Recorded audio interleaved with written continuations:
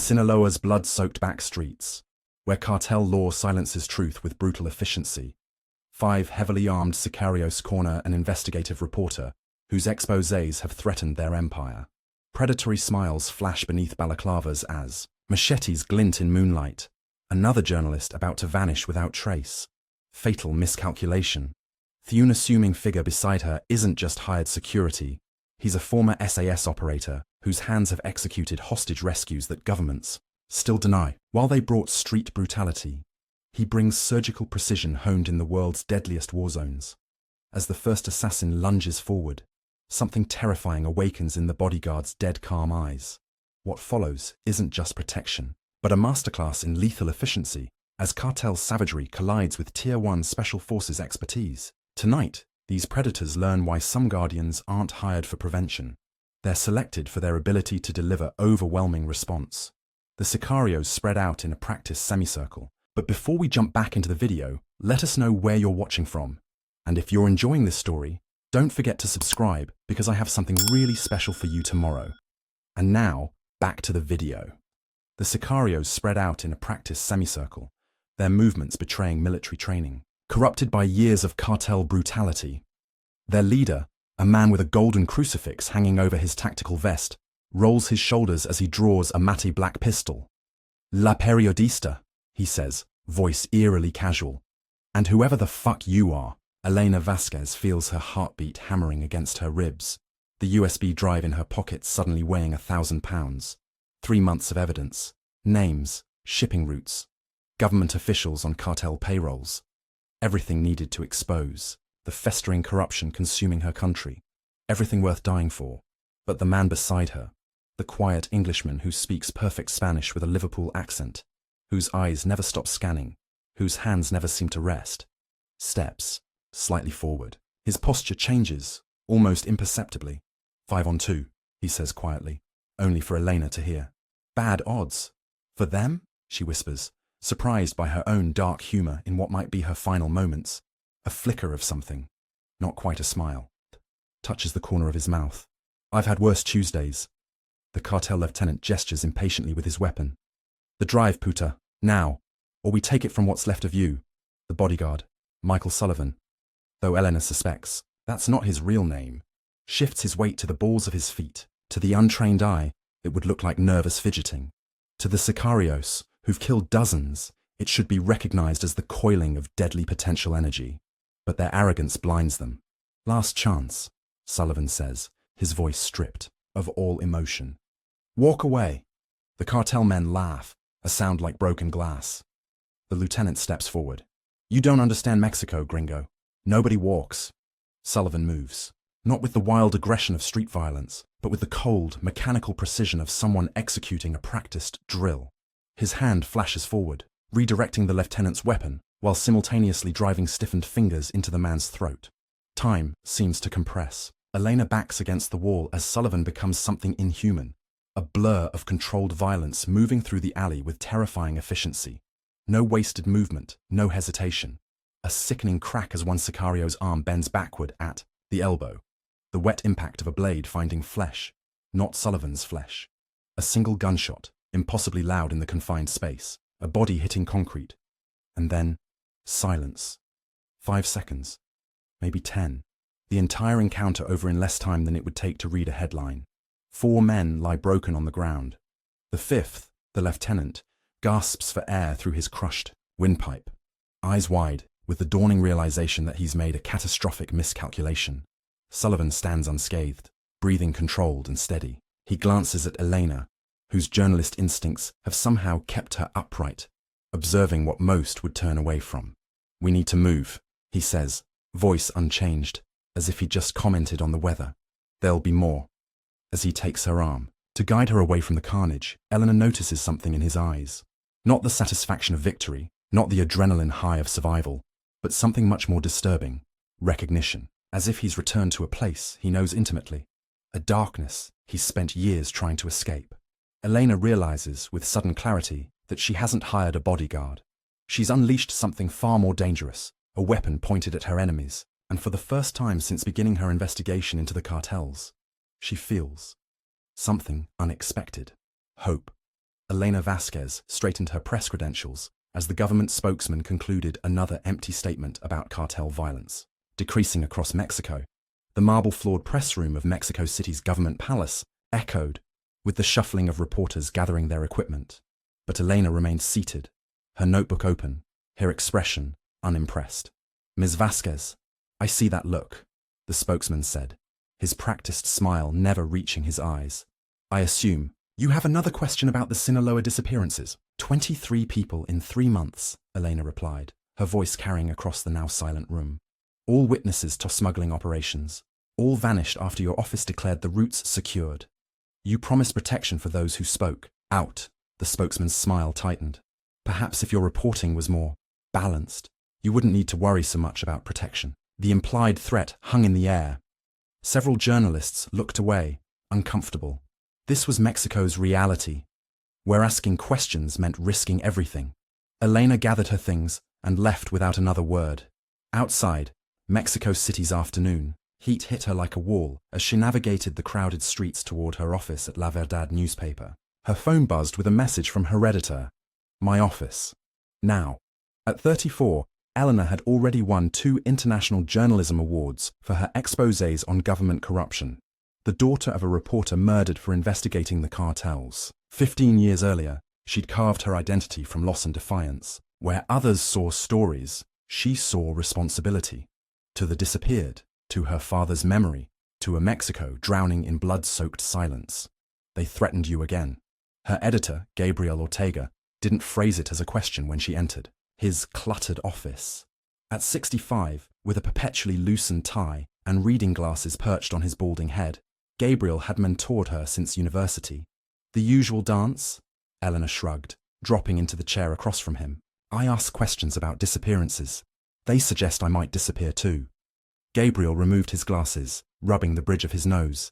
"Eleanor, I received a call from a government official today. They're concerned about your safety." His gaze met hers. "We both know what that means." "I'm close to something big, Gabriel.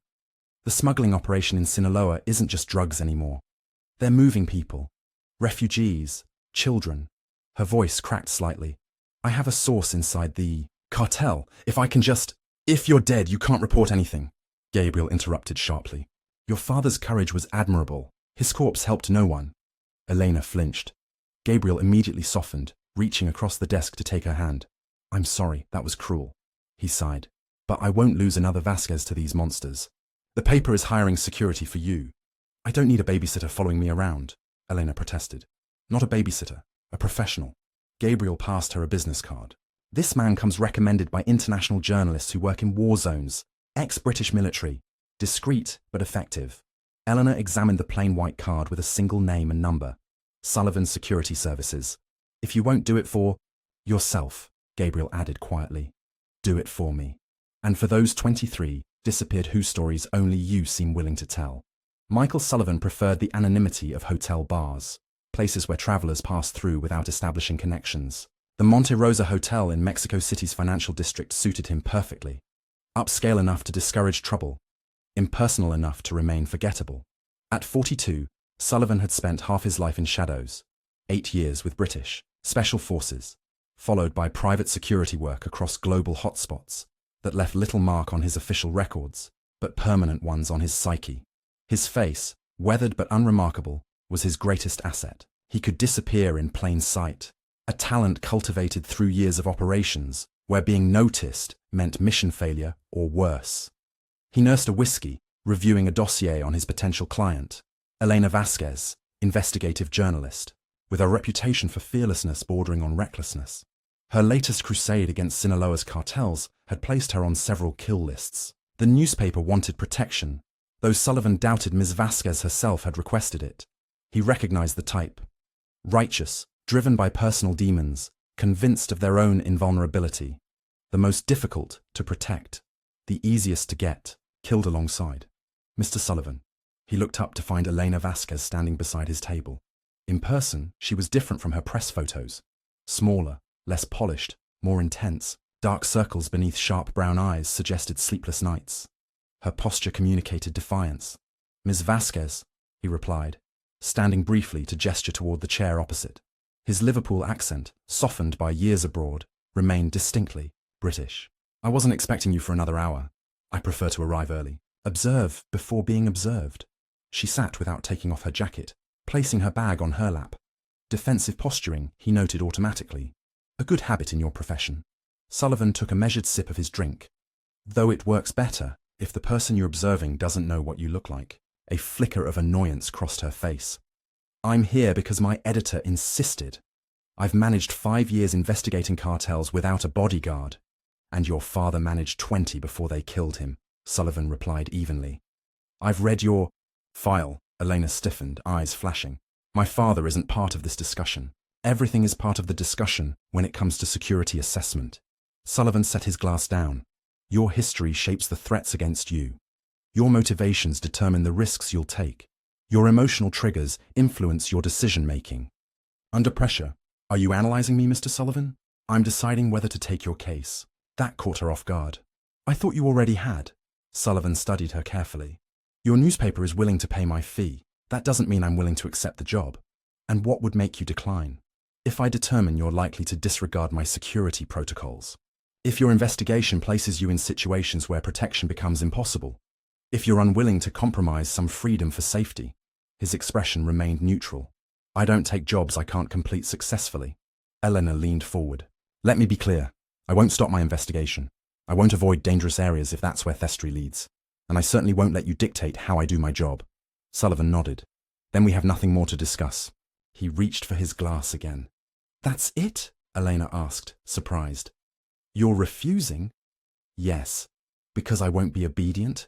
Sullivan met her gaze directly. Because you see this as a power struggle rather than a professional arrangement. Because you're still thinking like someone who works alone rather than part of a team. And because your primary concern is your investigation, not survival. Anger and frustration crossed Eleanor's face, but beneath it, Sullivan recognized something else. Fear she wouldn't acknowledge, even to herself. 23 witnesses have disappeared, she said quietly. People who trusted me with their stories. People they promised would be heard. And you think getting yourself killed honors that promise? Elena fell silent, her fingers tightening around her bag. I don't need your obedience, Ms. Vasquez, Sullivan continued, his tone softening slightly. I need your cooperation. There's a difference. After a long moment, Elena reached into her bag and removed a small recorder. She placed it on the table between them. My latest interview, she said. A cartel accountant who tracked payoffs to government, officials. After giving me this, he disappeared. His family too. Her voice remained steady, but her knuckles whitened around the device. I have a responsibility to these people, Mr. Sullivan. I won't abandon it. Sullivan regarded the recorder, then Elena herself. Behind her fierce determination, he recognized something familiar. The same haunted responsibility he'd seen in the eyes of fellow soldiers, people carrying debts to the dead. I don't expect you to abandon anything, he said finally. But if I take this job, we establish clear protocols. We communicate constantly, no surprises, no solo missions. And my investigation continues. With adjustments for security, yes. Elena considered this, then nodded once. When do we start? Sullivan finished his whiskey and stood. We already have. You're being followed. 2 men, hotel entrance, past. 20 minutes, cartel spotters most likely. Elena's eyes widened slightly. How do you? It's what I do. Sullivan placed money on the table. We'll leave through the kitchen. First lesson in our new arrangement. Always have an exit strategy. As he guided her toward the back of the restaurant, Sullivan felt the familiar weight of responsibility settling between his shoulders. Elena Vasquez was a crusader rushing headlong toward danger. His job was keeping her alive long enough to complete her mission. He'd protected other journalists before, but something about Elena Vasquez's quiet intensity reminded him of companions from his military days. The ones too driven by purpose to count the cost. The ones who rarely survived. Sullivan pushed the thought away. Professional detachment was essential. No emotional investment, no personal connection. Just another client to keep breathing in a world designed to stop her. 2 weeks into their arrangement, Eleanor and Sullivan had established an uneasy rhythm. She continued her investigation while he remained a silent shadow. Present but unobtrusive, watchful but undemanding.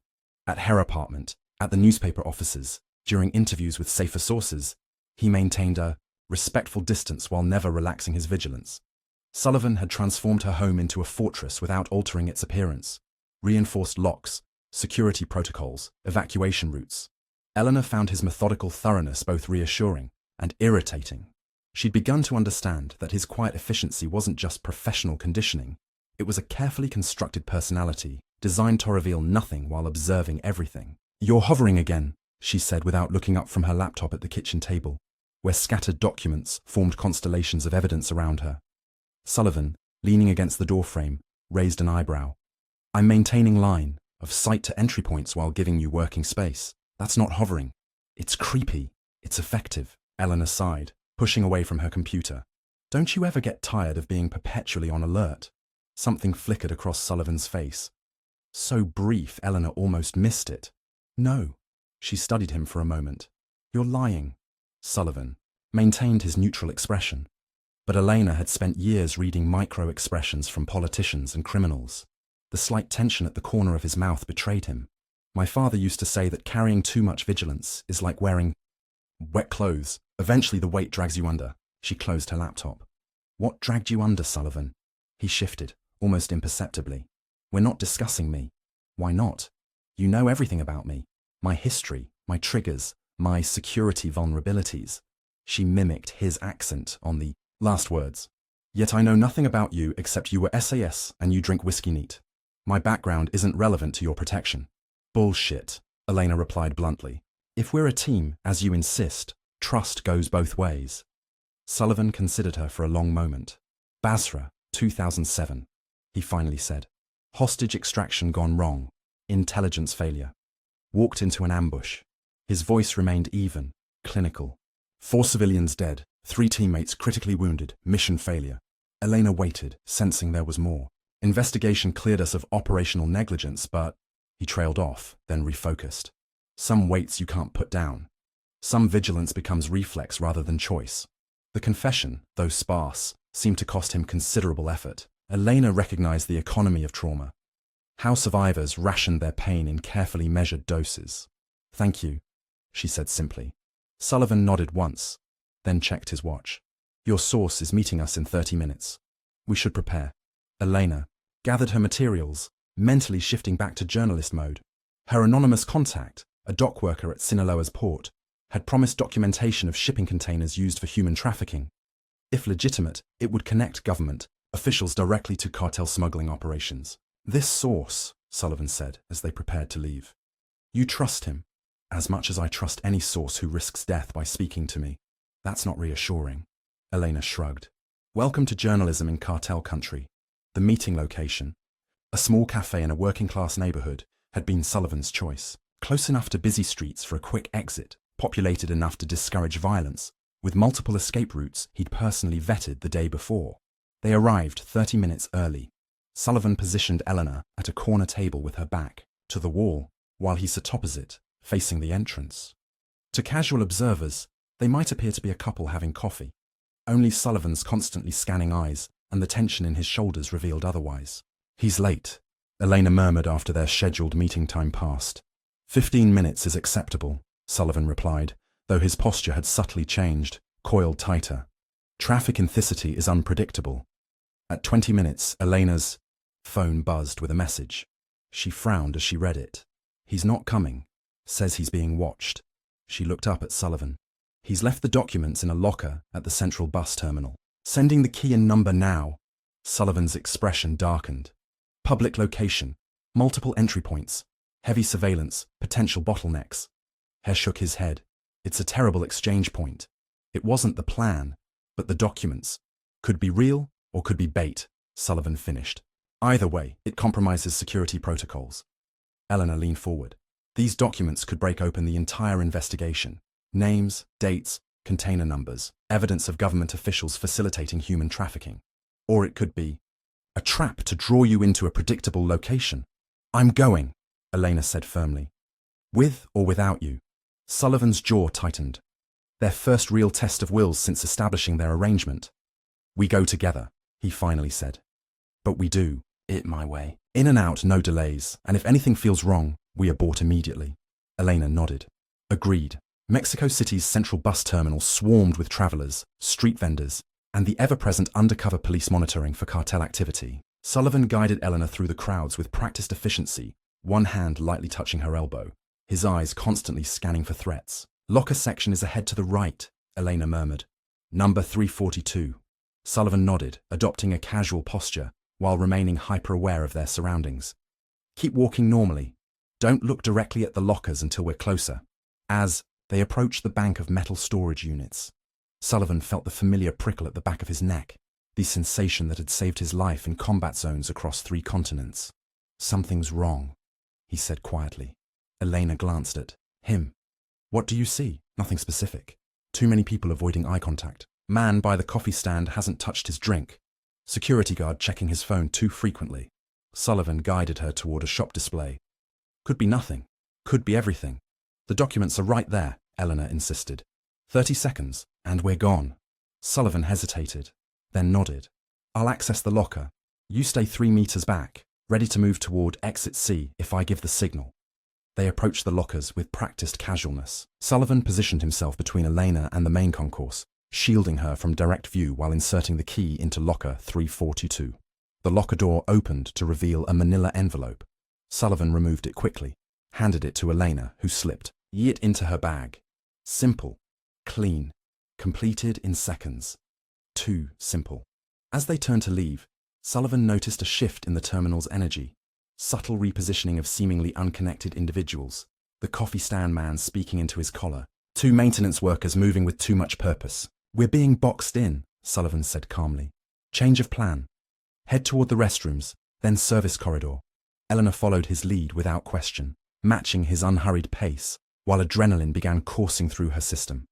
They'd almost reached the corridor when Sullivan's phone vibrated. The message contained a single image, Elena's apartment building entrance, time-stamped 2 minutes earlier, with armed men visible entering the lobby. They've compromised your residence, Sullivan said, his mind rapidly recalculating. This was coordinated. The documents were bait to confirm your location while they positioned teams. Elena's eyes widened. We need to warn my editor, my colleagues. First, we need to ensure your survival. Sullivan steered her toward the service corridor. Alternative extraction plan, now. As they pushed through the service door, shouting, erupted behind them. The pretense of subtlety abandoned, multiple men began moving through the crowded terminal toward them. Sullivan locked the door behind them, then guided Elena through the maintenance corridor at a controlled run. His mind shifted fully into operational mode, identifying threats, calculating options, executing with mechanical precision. There's a delivery bay 50 meters ahead, he instructed as they ran. Leads to the parking structure. I have a vehicle positioned. On level 2. Elena matched his pace, fear and determination etched across her face. How did they find my apartment? Questions later, Sullivan replied, hearing footsteps behind them, as the door was breached. Focus on movement now. They burst into the sunlight of the delivery area, just as gunfire erupted behind them. Controlled bursts rather than wild shooting. Professional hitters, not street thugs. Sullivan pushed Elena behind a truck, drawing a concealed pistol from his ankle holster. When I fire, run to the stairs. Don't stop until you reach the 2nd level. Row J Silver Nissan. Unlocked. Elena nodded, her journalist's composure cracking slightly as the reality of their situation became clear. These weren't threats or intimidation tactics anymore. This was an active attempt on her life. Ready, Sullivan said, meeting her eyes briefly. 3, 2, 1. He pivoted from cover, firing 2 precise shots that sent their pursuers diving for protection. Using the momentary advantage, Elena sprinted toward the parking structure stairs, while Sullivan provided covering fire before following her retreat. The inciting incident had arrived with brutal clarity. Her investigation had officially become a matter of survival. The silver Nissans screeched through Mexico City's congested streets, Sullivan driving with controlled aggression, never reckless, but exploiting every gap in traffic. Elena clutched the manila envelope, her knuckles white. They were waiting for us, she said, voice steady despite her racing pulse. How? Your source was compromised, Sullivan replied, executing a sharp turn down a narrow side street. Question is, whether he betrayed you willingly or under coercion. Pedro wouldn't. Everyone breaks under certain pressures. Sullivan checked the rearview mirror. What matters now is containment. Who knows about the documents? Your editor? Elena nodded. Gabriel knows I was meeting a source today, not the specifics. Anyone else? Colleagues? Friends? No. Elena opened her bag, examining the envelope. I should see what was worth killing for. Sullivan shook his head. Not yet. First, we establish secure position. These aren't street thugs, Elena. The coordination, the resources. This is high-level cartel operation with possible government support. Where are we going? Safe house. Established when I took your case. Sullivan changed directions again, ensuring they weren't followed. 20 minutes outside the city. We'll assess there. Elena stared out the window, watching her familiar Mexico City landscape transform into something menacing. Every pedestrian potentially hostile. Every passing vehicle a threat. My apartment, compromised. Everything there should be considered lost. Sullivan's tone softened slightly, recognizing the significance of her personal sanctuary being violated. Did you maintain off-site backups of your investigation? Cloud storage? Encrypted? Eleanor's journalistic pragmatism reasserted itself, and physical copies at the newspaper's secured archive. Sullivan nodded approvingly. Good. They drove in tense silence until reaching the outskirts of the city, where densely packed buildings gave way to scattered developments. Sullivan turned onto an unmarked dirt road that wound through scrubby hillside terrain. After several minutes, a modest concrete structure appeared, nondescript, weathered, easily overlooked. Your idea of safe housing needs work, Elena remarked, as they approached. Appearances are intentional. Inside is different. Different was an understatement. The humble exterior concealed a meticulously organized operational center, reinforced doors, shuttered windows with ballistic protection, communications equipment, weapons secured in wall-mounted lockboxes, and basic survival supplies. Standard. Preventative measures, Sullivan explained, noting Eleanor's surprise. I maintain similar facilities in various locations. This isn't your first cartel rodeo. Fifth, Sullivan replied matter-of-factly, securing the perimeter. But first, in Mexico. Elena placed the envelope on a metal table in the center of the room. Time to see what we've got. They examined the contents together, shipping manifests from Sinaloa's Port Authority, documenting container movements over 6 months, bank statements showing transfers between government officials and shell companies, photographs of migrants being loaded into containers, and most damning, a ledger recording payoffs to specific officials, including Mexico's Deputy Minister of Interior Security. Jesus, Elena whispered, professional excitement momentarily overriding personal danger. This is everything. Direct evidence connecting Minister Rodriguez to human trafficking operations. Sullivan studied the documents with clinical detachment. The authentication looks legitimate. Port Authority watermarks, official banking documents, time-stamped photographs. This is why they came after me. Eleanor arranged the evidence across the table. This destroys not just cartel operations but exposes government complicity at the highest levels. Which means your enemy isn't just the cartel, Sullivan concluded. It's the Mexican government itself. The weight of this revelation settled between them. Elena's investigation had transcended dangerous journalism. She was now directly challenging state-sanctioned criminality. Sullivan checked his secure phone. No alerts on police channels about the bus terminal incident. They're keeping it quiet. What's our next move? You need to disappear, Sullivan said firmly. International extraction. I have contacts who can... Absolutely not, Elena cut him off. I'm not running away from this story. This isn't about the story anymore, Sullivan countered, frustration edging into his voice. It's about survival. These people control law enforcement, military assets, border security. They will find you, and they will kill you. Then I release everything before they can, Eleanor insisted. Get these documents to trusted international news outlets. Once the evidence is public, killing me accomplishes nothing. Sullivan recognized the determination in her eyes, the same unyielding resolve he'd seen in his most committed teammates, the kind that couldn't be reasoned with, the kind that got people killed. Publishing won't protect you, he said quietly. It might even accelerate their timeline. I didn't hire you to tell me what stories to pursue, Eleanor replied. I hired you to keep me alive while I pursue them. Sullivan fell silent, reassessing. His training emphasized mission adaptability. When objectives couldn't be changed, tactics must evolve. We need secure communications first, he finally said. Then trusted international contacts for simultaneous publication. The evidence needs authentication from multiple sources to withstand inevitable government denials. Eleanor nodded, surprised by his shift. I have contacts at 3 international newspapers, and a data verification expert who can authenticate the documents. You make those connections. I'll establish security protocols. Sullivan moved toward the communications equipment. But Elena, understand what you're choosing. Once we release this, there's no normal life to return to, not in Mexico. My normal life ended 15 years ago when they killed my father, she replied without hesitation. I've been working toward this moment ever since. Sullivan recognized the dangerous combination of personal vendetta and professional duty. He'd seen it before in warzones, motivation that provided unmatched drive, but potentially fatal blind spots. Get some rest, he advised. Tomorrow we start building your insurance policy. Dawn broke over the safe house as Sullivan concluded his third perimeter check. Elena had worked through the night, organizing the evidence into comprehensible narratives for international publication. The initial shock had transitioned into focused determination, her natural element as an investigative journalist. Sullivan watched her work, fingers flying across keyboard keys, cross-referencing documents, constructing timelines. Her methods were different from his military precision, but the intensity was familiar. The mission focus that pushed physical limitations aside. You should eat, he said, placing a plate beside her laptop.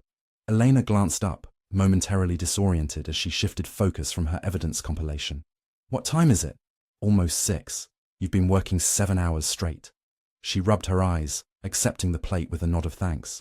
I've made contact with journalists at The Guardian, Der Spiegel, and Le Monde. They're ready to receive encrypted packages once we've assembled everything. International distribution is smart, Sullivan acknowledged. Minimizes the ability of Mexican authorities to suppress through legal channels. Exactly. And Elena's phone buzzed with an incoming message. Her expression shifted as she read it. Gabriel, he's worried. Heard about unusual police activity at my apartment building. Don't tell him our location, Sullivan warned immediately. I'm not an amateur, Elena replied with mild irritation. Just letting him know I'm safe. Sullivan nodded, checking his own devices for security updates. We should complete package assembly today. The longer we wait, the more time they have to locate us. As Elena returned to her work, Sullivan conducted communication sweeps, established backup, extraction routes, and monitored police and military channels for unusual activity. Years of operational experience had taught him that survival depended on perpetual preparation, anticipating threats before they materialized.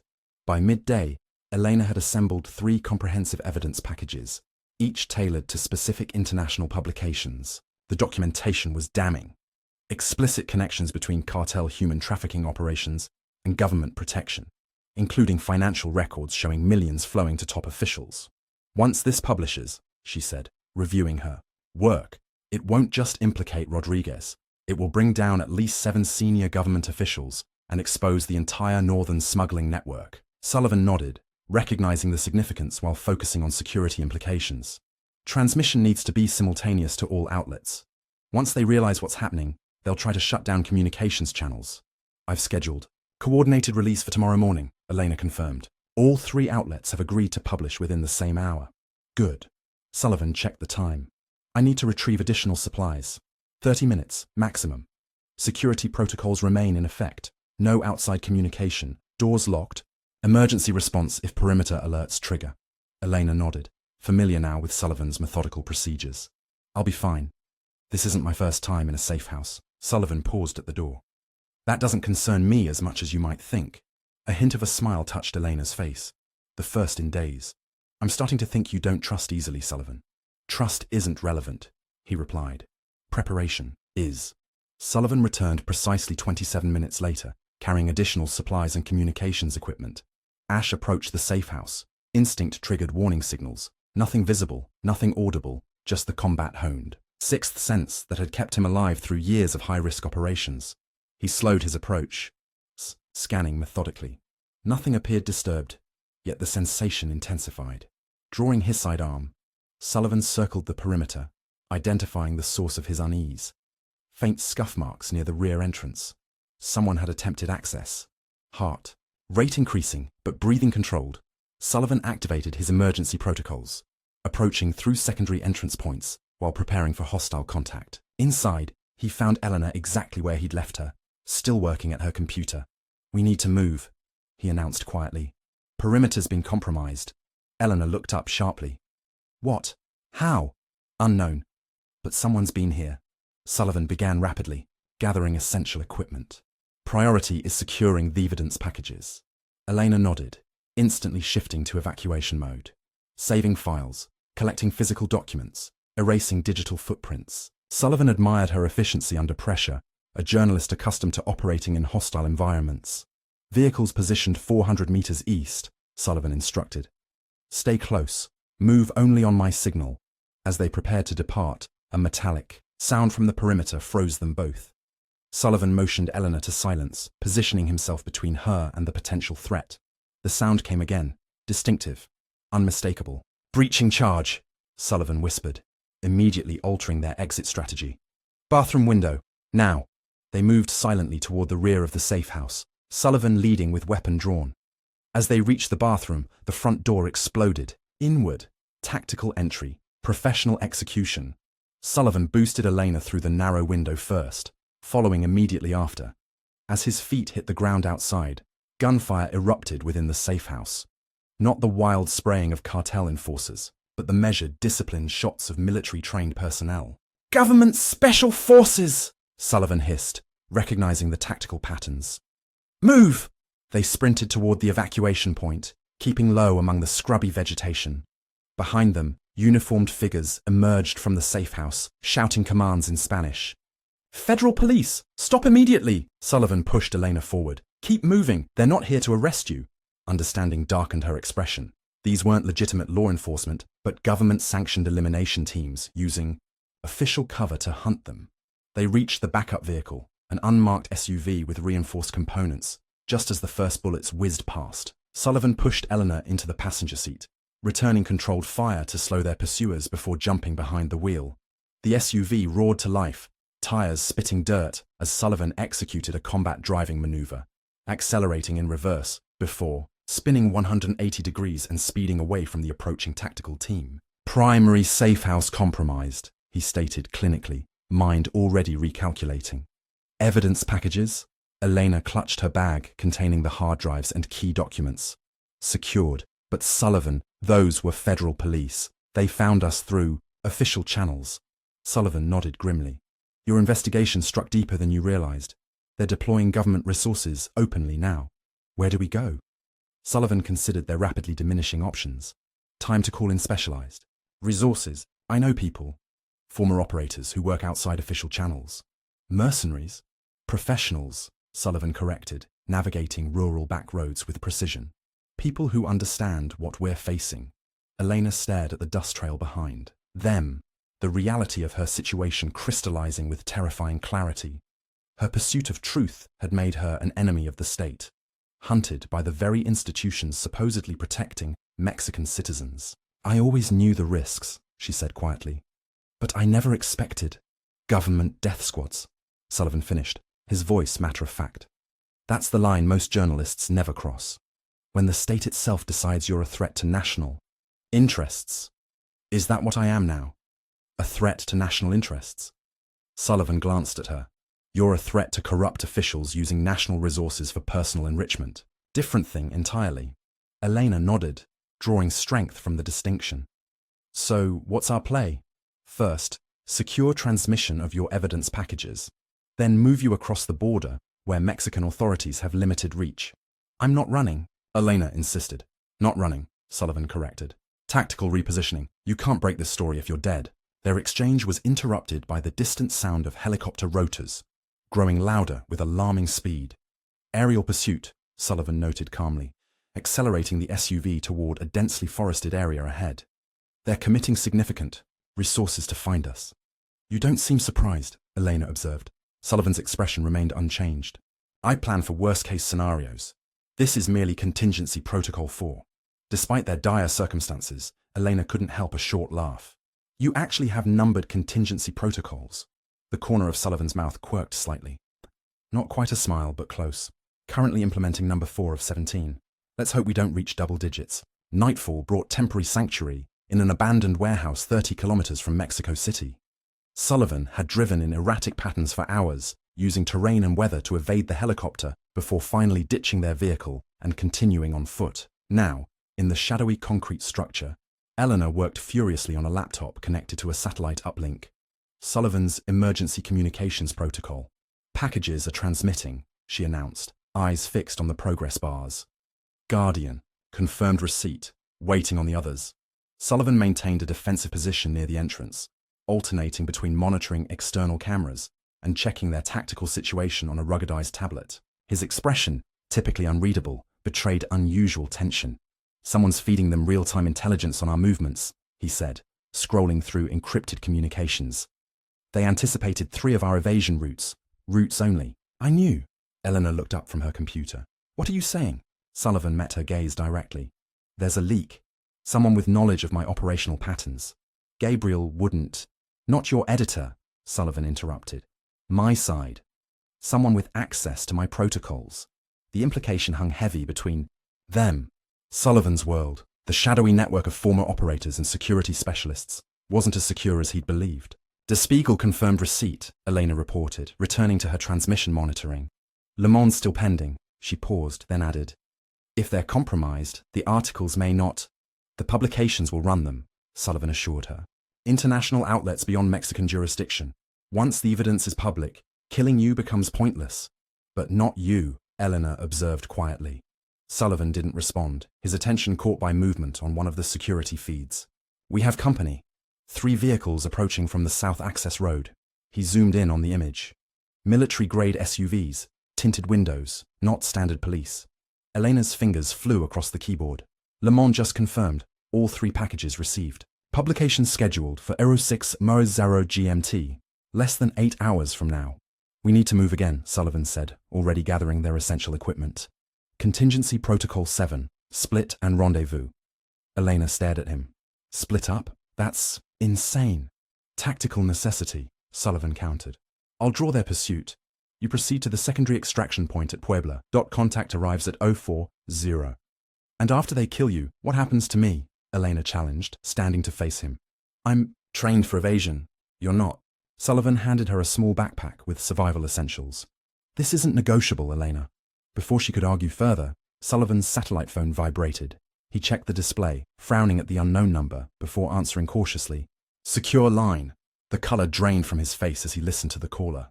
"Understood," he said after a long moment, then disconnected. "What is it?" Elena asked, recognizing the shift in his demeanor. Sullivan looked at her with something she'd never seen in his eyes before. Genuine alarm. That was a former colleague with access to Mexican intelligence channels. He pocketed the phone. "Your editor, Gabriel. They took him 3 hours ago." Elena froze. "What do you mean, took him?" "Federal police raid on the newspaper offices. Counter-terrorism operation was the official designation." Sullivan's voice remained clinical despite the devastating news. "Gabriel and 3 other editors arrested. Unofficially, they're being held at a military facility outside the city." "They're using him as bait," Eleanor whispered, the realization washing over her in a cold wave. "To draw me out." "Yes." Sullivan checked the security feeds again. "Change of plan. Split and rendezvous no longer viable." "We have to help him," Elena insisted, already reaching for her phone. Sullivan caught her wrist. "That's exactly their intention. To force you into the open." "He's being tortured because of me," Elena's voice cracked. "Because I got too close to the truth." "Focus, Elena," Sullivan said firmly.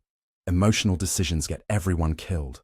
The evidence publishes in 8 hours. That's our primary mission." "Gabriel is not collateral damage," she snapped, pulling her arm free. "I won't sacrifice him for the story." Sullivan studied her for a long moment. "What are you proposing?" "A trade," Eleanor said without hesitation. "Me for Gabriel?" "Absolutely not." "Not a real trade," Elena clarified, her journalist's mind already formulating strategy. "A distraction, while they're focused on capturing me. You extract Gabriel." Sullivan's expression made clear what he thought of this plan. "Too many variables, too high risk." "You said you have contacts, other former operators," Elena pressed. "Use them. Create a tactical team. Even with a team, the probability of success—" "I don't care about probabilities," Elena interrupted. "Gabriel risked everything to protect me. I won't abandon him." Their standoff was interrupted by the security system alerting to vehicle proximity, their pursuers drawing closer. Sullivan made a rapid decision. 2-minute evacuation protocol, north exit. He began shutting down their equipment, methodically erasing their digital presence. "We'll discuss extraction options at the next secure location." Eleanor gathered her belongings, including the precious hard drives containing backup copies of the evidence. I mean it, Sullivan. With or without you, I'm going after Gabriel. Sullivan's jaw tightened as he led her toward their exit route. With me, he finally conceded. But we do it right. Proper planning, proper resources. As they slipped into the darkness, Eleanor felt the weight of responsibility pressing down on her shoulders. She'd started this investigation to expose truth, to honor her father's memory. Now Gabriel was paying the price for her crusade. For the first time, Elena questioned whether the story was worth the cost. Dawn found them in a rundown motel on the outskirts of Puebla. Sullivan having driven through the night on back roads to evade pursuit. Elena sat on the edge of the bed, watching the minutes tick closer to the 06 Israel GMT publication deadline. 3 more hours, she murmured. Sullivan returned from securing the perimeter, his expression grim. I've activated former contacts. 3 operators with Mexican experience. They're en route, arrival in 6 hours. Elena nodded, relieved he was taking her rescue plans seriously. Thank you. Don't thank me yet, Sullivan warned. Infiltrating a military black site is beyond high risk. Even with specialized personnel, I understand the risks. I don't think you do, Sullivan countered. These aren't cartel thugs, they're military intelligence. Trained interrogators, with state resources. Elena's phone buzzed with an incoming message. She stared at the notification, her face draining of color. What is it? Sullivan asked sharply. Wordlessly, Elena opened the message and handed him the phone. On the screen was a video file. Sullivan played it, his expression hardening as the footage showed Gabriel Ortega, bloodied and disoriented, reading a statement, demanding Elena Vasquez surrender herself to authorities. They're escalating pressure tactics, Sullivan observed clinically, though Elena caught the slight tension in his voice. Standard procedure when time is critical. They know about the publication deadline, Elena concluded. They're trying to... Stop it! Sullivan nodded. Most likely scenario. Elena took back her phone, rewatching the video with journalist's eyes, analyzing details beyond the obvious horror. Wait, she said suddenly. Look at the reflection in the window behind him. Sullivan examined the footage more carefully, zooming in on the glass surface. Urban skyline, not a military facility. That's Mexico City, Elena confirmed, recognizing the distinctive architecture. Downtown, they're not holding him at a black site. They're keeping him somewhere in the city. Sullivan considered this new information. Changes tactical approach significantly. Urban extraction is more manageable than a military compound. But why would they? Elena trailed off, her mind connecting pieces. Unless it's another trap. Likely, Sullivan agreed, but one we might be able to exploit. Before they could discuss further, Sullivan's satellite phone rang, the same unknown number as before. He answered cautiously, listening for several moments before responding. Send it through encrypted channel, he instructed, then disconnected and turned to his tablet. A message appeared containing a video file and text document. Sullivan opened the video first, showing security camera footage of Gabriel being escorted into a high-rise building in downtown Mexico City. Hotel Reforma, Eleanor identified immediately. Corporate suites on the upper floors. Sullivan opened the text document, scanning quickly. Intelligence intercept. Federal police have commandeered the top 2 floors. Minister Rodriguez himself is overseeing the operation. Elena's eyes widened. Rodriguez, the Deputy Minister of Interior Security. The same one implicated in our evidence. Sullivan nodded grimly. He's personally supervising the effort to neutralize your story, because he knows he's finished once it publishes, Elena realized. Which makes him desperate, Sullivan concluded. Dangerous. Elena stared at the hotel image frozen on the tablet. This changes everything. If Rodriguez himself is there, it's confirmation at the highest level, Sullivan finished her thought. Your evidence hit the mark. A new determination settled over Elena's features. We need more than Gabriel's rescue now. We need Rodriguez himself, his admission, his panic, his desperate attempts to cover this up. Recorded, documented. Sullivan studied her with newfound respect. Even now, with her mentor's life in danger and her own hanging by a thread, the journalist in Elena remained focused on completing the story. That's not just a rescue mission, he said carefully. That's offensive intelligence gathering. It's the final piece of evidence, Elena insisted. Rodriguez's direct involvement in the cover-up operation. Sullivan considered the tactical implications. Higher risk, but potentially decisive. Can your team handle it? Sullivan's expression turned, calculating, the face of the SAS operator emerging from behind the bodyguard's mask. With proper planning and surprise advantage, yes. He checked his watch. 2 hours until publication. 8 until dark. Gabriel might not have that long, Elena warned. They won't kill him before the deadline, Sullivan assured her. They need him as leverage against you. Elena nodded, accepting his professional assessment. So what's the plan? First, we ensure the evidence publishes, Sullivan said firmly. Then we move to phase 2, what we in Special Forces call a targeted intelligence intervention. And in normal English? The ghost of a smile touched Sullivan's lips. We're going to break into the hotel, rescue Gabriel, and make Minister Rodriguez very, very sorry he ever heard your name. The world exploded at precisely 06 GMT.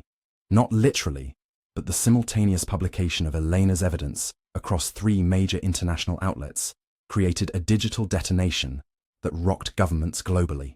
Within minutes, the story dominated. Headlines worldwide, Mexican officials exposed in human trafficking network. Photographs, financial records, and damning documentation spread across social media faster than any censorship effort could contain it. Elena watched it unfold on Sullivan's tablet from their new position, a safe house belonging to one of his former SS teammates, Decker, who had arrived in Puebla 2 hours earlier, a broad-shouldered man with a Scottish accent and the quiet competence that seemed universal among Sullivan's associates. Full publication confirmed, Elena said, refreshing news feeds showing the evidence spreading globally. They can't stop it. Now. Sullivan nodded, focused on tactical preparations with Decker and 2 other newly arrived operators. Reyes, a former Mexican Special Forces soldier who'd fled corruption in his unit, and Zhang, a Hong Kong-born specialist in urban infiltration.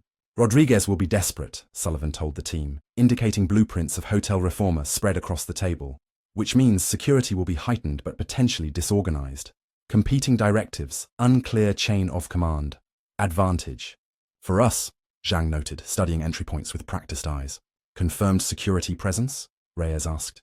At least 12 federal police on the executive floors, Sullivan replied. Unknown number of private security, likely cartel affiliated. Elena joined them at the table, observing their methodical planning with both journalists' curiosity and personal investment. These men spoke a language of violence and precision she'd never fully understood. Until now. What's my role? She asked. Sullivan met her gaze. Observation only. From secure distance. Unacceptable, Elena replied without hesitation. Gabriel is in this situation because of me. I won't wait in a car while you risk your lives. Decker and the others exchanged glances, clearly uncomfortable with a civilian in their operation. She has a point, Sully, Decker finally said. We need someone who can positively identify Ortega in potentially chaotic conditions. Sullivan's expression darkened. And if she's captured during insertion, then I guess we'll need to rescue 2 journalists instead of 1, Reyes remarked dryly. Elena recognized Sullivan's reluctance stemmed from professional assessment, rather than doubt in her capabilities. I can follow instructions, she said quietly. I understand tactical discipline. Sullivan studied her for a long moment, then nodded once. Limited role. Secure communications. Visual identification, only. You follow every command instantly, and, without question. Agreed. Now for the hard part, Sullivan continued, turning back to the blueprints. Minister Rodriguez will be heavily protected. Approaching him directly is suicide. Unless we don't approach directly, Zhang suggested, tapping a section of the blueprint. Service elevators, maintenance access, circumvent rather than confront. Still need a distraction, Decker pointed out. Something to draw security attention elsewhere. Sullivan's expression turned calculating. Not something. Someone. He looked at Elena. They want you. Let's give them a glimpse. You want to use me as bait? Elena asked. Surprised. Controlled exposure, Sullivan corrected. Brief, distance maintained, but enough to create the diversion we need. Elena considered this, then nodded. I can do that. 8 hours until operational window, Sullivan announced. Rest cycles start now. 90-minute rotations. He glanced at Elena. That includes you. Mental acuity will be critical. As the team dispersed to prepare equipment and catch brief periods of sleep, Elena found herself alone with Sullivan for the first time since the safe house evacuation. Your friends seem capable, she observed. The best in their fields, Sullivan confirmed. We served together in various capacities. Elena studied him. You've changed since we learned about Gabriel. More focused. This is what I was trained for, Sullivan replied simply. Direct action against high-value targets. Not just a bodyguard after all. Something flickered across Sullivan's face, not quite regret, but acknowledgement. Protection was always part of my skill set, not the core of it. You were an operator. First, Eleanor concluded. The type they send when governments need something decisive. Sullivan didn't confirm or deny, but his silence was answer enough. Why did you leave? She asked quietly. Sullivan was silent for so long Elena thought he might not answer. Basra wasn't my only mission failure, he finally said. There was another. Worse. Civilian casualties that weren't reported. Actions that couldn't be justified. Even in war. Elena waited, sensing there was more. I followed orders I should have questioned, he continued, voice stripped of emotion. Afterward, I couldn't reconcile who I'd become with who I'd intended to be. Elena reached out, briefly touching his arm. The first personal contact between them that wasn't related to tactical movement or protection. And now you're going back to being that person. For Gabriel. For me. Sullivan met her gaze. Some skills you never lose, some instincts never fade. Tonight, I'm using them for the right reasons. And tomorrow? Tomorrow doesn't exist in operations like this, Sullivan replied. Only the mission, only the next hour. As Sullivan moved away to continue preparations, Elena realized something had fundamentally shifted between them. The professional barrier, carefully maintained for weeks, had cracked, revealing glimpses of the man beneath the operative, a man returning to a past he'd tried to escape for her sake. The weight of that responsibility settled on her shoulders alongside her concerns. For Gabriel, people were risking everything for her truth. The cost was mounting by the hour. Mexico City glittered beneath the evening sky, streets congested with weekend traffic unaware of the government crisis unfolding in diplomatic channels. International pressure had mounted throughout the day as Elena's evidence circulated globally. 3 Mexican diplomats had already resigned. The president had issued a statement promising full investigation, political language for damage control. Sullivan's team observed hotel reformer from multiple positions. Reyes from a cafe across the street, Zhang from service corridors. In an adjacent building, Decker monitoring communications from their vehicle 3 blocks away. Sullivan and Elena remained in a rented apartment with direct line of sight to the executive floors. Security patterns established, Zhang reported through their encrypted channel. Rotations every 30 minutes, standard 2-man teams. Access points, Sullivan queried, adjusting specialized optics trained on the hotel's upper floors. Service. Entrance lightly guarded, came the reply. Primary vulnerability identified. Elena watched Sullivan work, the bodyguard persona completely gone, replaced by the mission commander. His movements were economical, his communications precise. This was Sullivan in his element. And despite the circumstances, Elena found herself fascinated by the transformation. Movement on the executive floor, Sullivan announced suddenly. East corner suite, lights activated. Eleanor joined him at the window, accepting the optics he handed her. Through the powerful lens, she could see figures moving inside the illuminated room, and one she recognized immediately. Gabriel, she confirmed, her voice tight. That's him by the window. 2 guards visible. Sullivan nodded, relaying the information to the team. Target confirmed. Room 2340. 2 visible security personnel. Rodriguez? Decker asked through the comm. Negative visual, Sullivan replied. Continued observation required. Elena remained focused on Gabriel, noting his disheveled appearance and awkward posture. That suggested injury. They've hurt him, she said quietly. But he's alive, Sullivan reminded her. Focus on that. For the next hour, they maintained surveillance, cataloging security movements, and positively identifying 7 federal police officers and 4 plainclothes security personnel, likely cartel enforcers embedded within the government operation. Vehicle approaching, Decker reported suddenly. Black Suburban with diplomatic flags. VIP arrival imminent. Sullivan shifted his observation to the hotel entrance. Confirmed. 3-vehicle convoy, heavy security detail. Through the optics, Elena watched as a phalanx of suited men surrounded a middle-aged figure emerging from the central vehicle. Even at this distance, she recognized him instantly. Rodriguez, she confirmed, pulse quickening. With at least 8 personal security, Sullivan's expression hardened. Security posture elevated significantly. This complicates insertion, or creates opportunity, Reyes countered through the comm.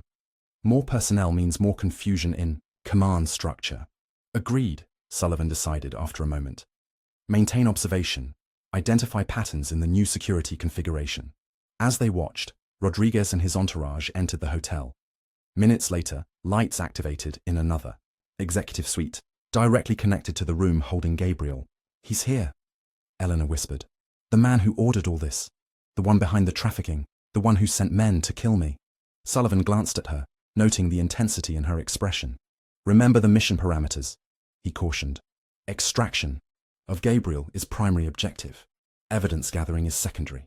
"I remember," Elena assured him, though her eyes never left the optics trained on Rodriguez's suite. Sullivan's comm activated with Decker's voice. "We have a problem. Police checkpoint being established 2 blocks south. Increased patrols in the vicinity." "They're locking down the area," Sullivan concluded. "Time window compressing." "We abort?" Zhang asked. Sullivan considered their options, weighing risk against probability of success. The calculus of special operations he'd performed countless times before. But this time, the equation included Elena and her determination to save Gabriel, to complete her story, to expose truth, regardless of personal cost. Negative, he decided. "We accelerate. Insertion in 30 minutes. "Copy that," came the unified response from his team. Elena looked at him, surprised by the decision. "Why not wait? Reassess when the security situation stabilizes." "Because it won't stabilize," Sullivan explained, already preparing their equipment. "They're establishing a perimeter. Each hour reduces our chances of successful extraction." "You're risking your team." "My team understands the risks," Sullivan interrupted. "This is what we do. Create impossible solutions to impossible problems."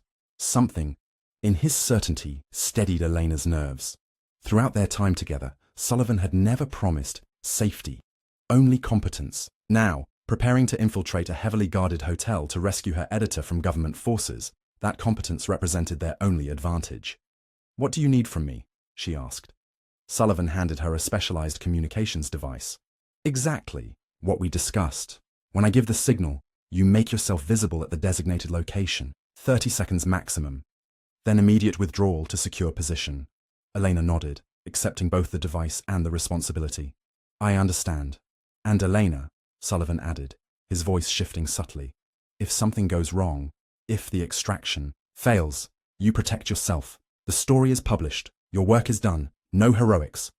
Before she could respond, Sullivan's comm activated again. "Multiple vehicles approaching from the north," Decker reported urgently. "Military markings. Armed personnel. This is escalating beyond police action." Sullivan checked his watch, recalculating timelines. "We're out of time. All units initiate." Phase 1. Immediate execution. As Sullivan gathered final equipment, Eleanor caught his arm. "Sullivan, He met her gaze, and for a brief moment, the operator facade dropped away, revealing the man beneath. The one who'd become more than a bodyguard, more than a protector. "I know," he said simply, then refocused on the mission. Ahead. 60 seconds until we move. Elena took a deep breath, centering herself for what was to come. The journalist in her recognized the story unfolding.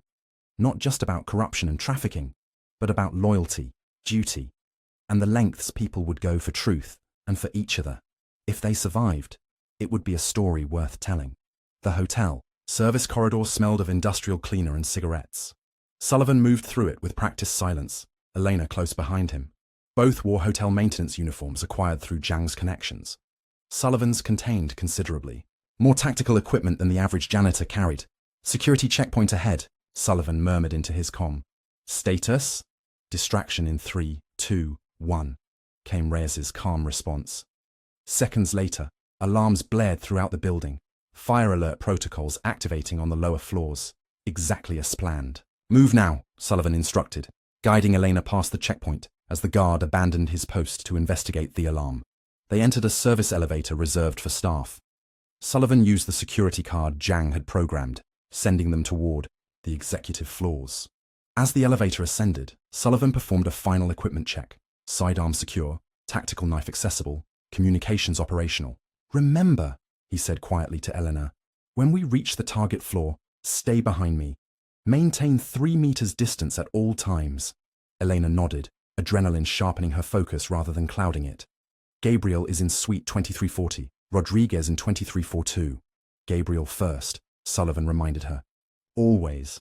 The elevator slowed as it approached the executive level. Sullivan positioned himself near the doors, ready to assess the situation immediately upon opening. Decker, status report, he requested through his comm. Security responding to fire alarm as anticipated, came the reply. Majority of forces redirected to lower floors, executive level showing reduced presence. Sullivan nodded to Eleanor. Ready? She took a deep breath, steadying herself. Ready. The elevator doors opened to a plush corridor decorated in corporate luxury, muted colors, expensive artwork, surveillance cameras at strategic intervals. Sullivan immediately noted the camera positions, leading Eleanor through their blind spots with practiced efficiency. Zhang. Camera feed status. Sullivan inquired softly. Looped footage active, came the response. You have 5 minutes before automated system check. Sullivan guided Elena through the corridor, approaching the executive suites from the service area rather than the main hallway. They encountered no personnel, the fire alarm distraction working as intended. 2 guards outside 2340, Sullivan observed, peering around a corner. Standard federal police, armed. Rodriguez's personal security, Elena asked. Not visible. Likely inside 2342 with him. Sullivan retrieved a small device from his pocket. A specialized electronic disruptor. Comms will be compromised for 30 seconds, he warned his team. Executing now. He activated the device, sending a targeted electromagnetic pulse that temporarily disabled electronic systems in the immediate vicinity, including the guards' communications equipment. The guards reacted instantly to their non-responsive radios, one attempting to reset his device while the other drew his weapon, suddenly alert to potential threat. Stay here, Sullivan instructed Elena, then moved with startling speed. What followed was a demonstration of close-quarters combat expertise, honed through years of special operations training. Sullivan neutralized both guards with clinical efficiency. No gunshots, no shouting, merely the muffled sounds of impact and the controlled descent of unconscious bodies to carpet. Clear, he called softly to Elena. Approach. Elena hurried forward, unable to completely mask her shock at Sullivan's ruthless efficiency. These weren't the cartel enforcers from the alleyway. These were federal police officers, trained professionals dispatched in seconds. Sullivan retrieved a keycard from one guard, using it to access Suite 2340. He entered first, weapon drawn, scanning for additional threats before signaling Elena to follow. The suite's opulent living area was empty, but a voice emanated from the bedroom. Someone speaking on a phone in agitated Spanish. Sullivan approached the bedroom door silently, listening for a moment before nodding to Elena. Single occupant, sounds like Gabriel. Eleanor moved forward, hope and dread mingling as Sullivan carefully opened the door, revealing Gabriel Ortega sitting on the edge of a bed, phone to his ear. His face bore evidence of rough treatment, bruised eye, split lip, but he was alive and conscious. His eyes widened upon seeing them. Phone conversation forgotten. Elena? He managed, disbelief evident in his voice. Terminate the call, Sullivan instructed firmly. Now. Gabriel complied immediately, ending the call and setting down the phone. How did you... No time, Sullivan interrupted, already scanning the room for surveillance devices. We're extracting you immediately. They've been monitoring everything, Gabriel warned, rising unsteadily. Phone calls, messages. They made me call your colleagues trying to locate you. Eleanor embraced him briefly. I'm so sorry they involved you in this. What did you find that scared them so badly? Gabriel asked, wincing as he moved. They wouldn't tell me anything, just kept demanding your location. Human trafficking network, Elena explained quickly. Government officials, including Rodriguez, facilitating cartel operations. We published everything 3 hours ago. Gabriel's expression shifted to professional satisfaction, despite his injuries. International outlets? Guardian, Der Spiegel, Le Monde, Elena confirmed with a small smile. Simultaneous release. Beautiful, Gabriel murmured. Worth every moment of this. Sullivan, monitoring the corridor through a tactical periscope device, interrupted their reunion. Security patterns changing. We have 3 minutes maximum before sweep teams reach this floor. Eleanor turned to Gabriel. Can you walk? I can manage, he assured her, though his pained movement suggested otherwise. Sullivan pressed his comm. Reyes, extraction vehicle status. In position, came the immediate response. East service entrance clear for next 4 minutes. Copy that, Sullivan acknowledged. Package secured. Moving to extraction point. As Sullivan prepared to guide them back toward the service elevator, Elena hesitated, glancing toward the connecting door leading to Suite 2342, where Rodriguez himself remained. Sullivan, she said quietly. Rodriguez is right there. The man behind everything.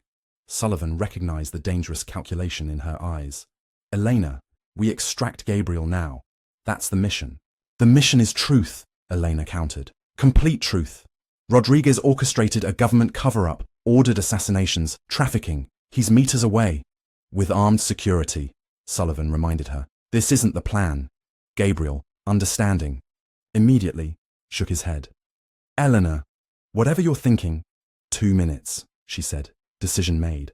I need 2 minutes to confront him, record his response, the final evidence, connecting everything.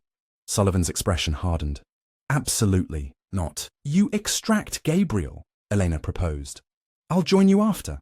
That's not how this works, Sullivan stated firmly. We stay together. Their standoff was interrupted by Gabriel's sharp intake of breath as he leaned against the wall, clearly in more paint than he'd admitted. He needs medical attention, Eleanor observed. Get him out. I'll follow. Before Sullivan could respond, his comm activated with urgent information from Decker. Military vehicles breaching hotel security perimeter, heavy tactical teams deploying, extraction window closing rapidly. Sullivan processed this development, calculating options with combat-honed precision. Every instinct demanded immediate extraction, with both principles. But he also recognized the journalist's determination in Elena's eyes, the same unyielding commitment to truth that had driven her investigation from the beginning. 90 seconds, he finally decided. Recording only. No direct confrontation. Elena nodded, already retrieving her phone. I'll secure the connecting room, Sullivan continued, shifting to tactical planning. Reyes, Zhang, adjust extraction timeline. Delay of 2 minutes. Acknowledged, came the tense reply. Moving to secondary positions. Sullivan turned to Gabriel. Can you make it to the service elevator independently? Gabriel straightened despite his pain. Yes. Wait 30 seconds, then proceed directly to the service elevator. Decker will guide you remotely. Sullivan handed him a comm device. If we're not behind you in 2 minutes, descend without us. Gabriel accepted the device, then grasped Elena's arm. Be careful. Rodriguez isn't just corrupt, he's desperate. The publications have destroyed him politically, which makes this the perfect moment to get his confession, Elena replied with grim determination. As Gabriel positioned himself near the exit, Sullivan approached the connecting door between suites, listening carefully before testing the handle. Locked. Keycard won't work on this, he murmured, retrieving specialized tools from his tactical vest. Mechanical override required. While Sullivan worked on the lock, Eleanor activated her phone's recording function, preparing for what might be the most dangerous interview of her career, and potentially the most important. Perimeter breach detected, came Zhang's urgent voice through the comm. Military units entering the lobby. Hotel security compromised.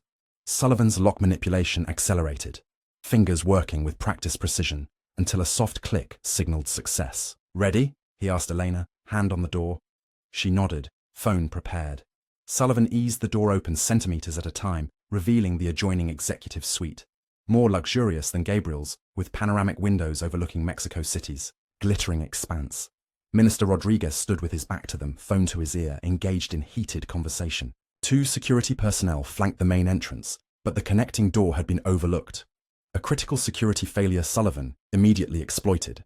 He signaled Elena to remain in position while he entered the room with silent efficiency, positioning himself to neutralize the guards if necessary. Elena raised her phone, recording as Rodriguez's agitated conversation became clearly audible. I don't care what protocols exist, the minister was saying in Spanish, his voice tight with barely controlled fury. The president needs to understand that if I fall, I won't fall alone. Every official who benefited from our arrangement will be exposed. Every single one. He paused, listening to the response, unaware of the journalist recording his every word. The international publications are irrelevant, he continued. What matters is containment now. The journalist must be found and eliminated. Her sources. 2. Create whatever cover story necessary. Another pause. The British security contractor is a complication we didn't anticipate. Former special forces, apparently. That explains the effectiveness of her evasion tactics. Elena glanced at Sullivan, who remained utterly still, assessing the room's tactical layout while monitoring Rodriguez's conversation. No, we have her editor, Rodriguez continued. But he knows nothing useful. Waste of time. We should have grabbed him sooner, used more persuasive methods. Sullivan signaled Elena. 30 seconds remaining. Rodriguez turned slightly, his profile now visible. The trafficking network is already being dismantled. Documents destroyed. Witnesses eliminated. By tomorrow, there will be no evidence beyond her published claims, which will discredit as journalistic sensationalism. Sullivan tensed suddenly, noticing one of the guards checking his communication device with growing confusion, likely discovering the neutralized guards outside Gabriel's suite. Time had run out. Sullivan signaled urgently to Eleanor, who backed away from the door as he silently closed it, returning to Gabriel's suite, where the editor waited anxiously. "Got what you needed?" Sullivan asked, already guiding them toward the exit. Elena nodded, eyes bright with journalist's vindication. Direct confession of cover-up operations, witness elimination, an explicit threat against me. Plus, confirmation of everything we published. Good, Sullivan replied grimly, because in about 30 seconds this entire floor becomes a war zone. As if manifesting Sullivan's prediction, alarms blared throughout the executive floor. Not the fire alarm distraction from earlier, but security breach protocols. "They found the guards," Sullivan stated, accelerating their pace toward the service corridor. Extraction route compromised, shifting to contingency protocol 11. "Which is?" Elena asked, helping Gabriel maintain their rapid pace despite his injuries. "The one where we improvise," Sullivan replied, checking his tactical display. "Decker. Status report. Military teams on floors 12 and 14 ascending rapidly," came the tense response. "Main elevators locked down. Service elevators compromised. Stairwells? Eastern stairwell clear to floor 19. Below that, heavy security presence." Sullivan processed this information instantly. Acknowledged. Moving to position echo, he guided Elena and Gabriel through service corridors with unerring precision. Having memorized the hotel's layout during mission preparation, they emerged in a small utility room containing building maintenance equipment. "What now?" Gabriel asked, breathing heavily from exertion. Sullivan accessed the ventilation system control panel. "Now we disappear." As he worked, Elena's phone buzzed with an incoming message. She checked it, her expression darkening. "What is it?" Sullivan asked, recognizing her concern. "Anonymous source," she replied. "Sending video from the hotel lobby." She played the footage, showing military personnel, establishing defensive positions. "They're not just searching for us. They're preparing for siege conditions." Sullivan nodded grimly. Rodriguez is cornered. Published evidence destroyed his career. Now he's trying to eliminate everyone with first-hand knowledge. "What about your team?" Eleanor asked. "Professionals," Sullivan reminded her. "They'll adapt to changing conditions." As if confirming his assessment, Reyes's voice came through the comm. "Primary extraction compromised. Implementing alternate route. Through northern service tunnels." "Copy that," Sullivan acknowledged. "Rendezvous at position Lima in 15 minutes. Gabriel leaned heavily against the wall, fatigue evident in his posture. "I'll slow you down," he said quietly. "You should—" "We all leave together," Elena interrupted firmly. "That's non-negotiable." Sullivan finished his work at the control panel, opening access to a maintenance shaft large enough for human passage.